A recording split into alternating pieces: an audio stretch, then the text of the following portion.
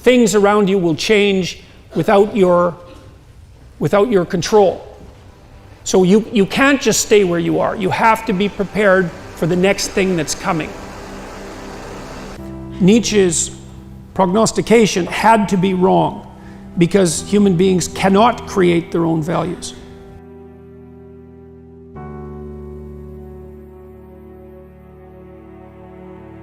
We actually don't have that capacity. We might be able to participate in the creation of those values, but we have to come to terms with our own nature while we're doing so.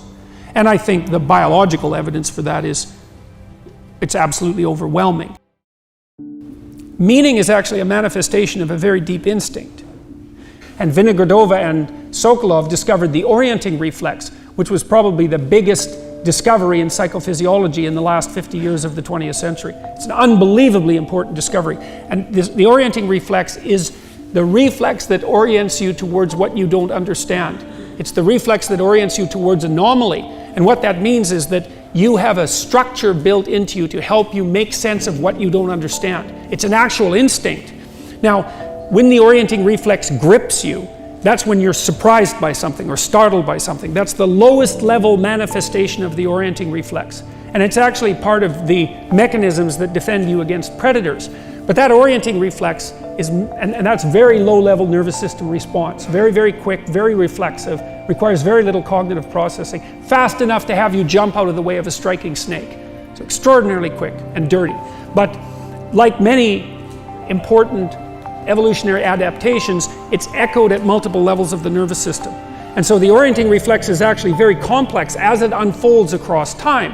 And so if something startles you, you might spend a year thinking about it, depending on how startled you were. And that entire year-long process of thinking is actually an extended manifestation of the orienting reflex. And that's a deep source of meaning. And so your hemispheres are specialized in a particular way. It's a low resolution representation, by the way. So, and so one of your hemispheres is specialized to operate when you know what's going on and where what you're doing is having the results you intend. You can think about that as explored territory. That's the left hemisphere in most people. The right hemisphere is the hemisphere where the orienting reflex first manifests itself. And its job is to orient you where you don't know, where things that you don't know are happening. So it's also the place where imagination first takes root, because imagination is part of the process by which you make sense out of what you don't understand. That's where the hypotheses are generated.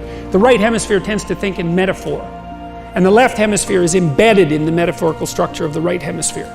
The sense of meaning seems to manifest itself when the systems that are operating in explored territory and the systems that are operating in unexplored territory are operating optimally together.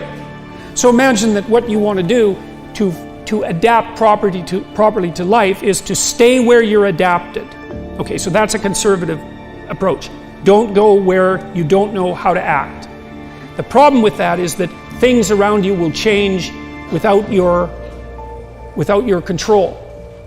So you can't just stay where you are. You have to be prepared for the next thing that's coming. And so not only do you have to master where you are, you have to master what's most likely to happen next. And so you have to have one foot in chaos, or in order. And you have to have one foot in chaos. And the way you know that that's happening optimally is that you're imbued with a sense of meaning. Right? So it's actually the most profound part of what actually orients you in the real world.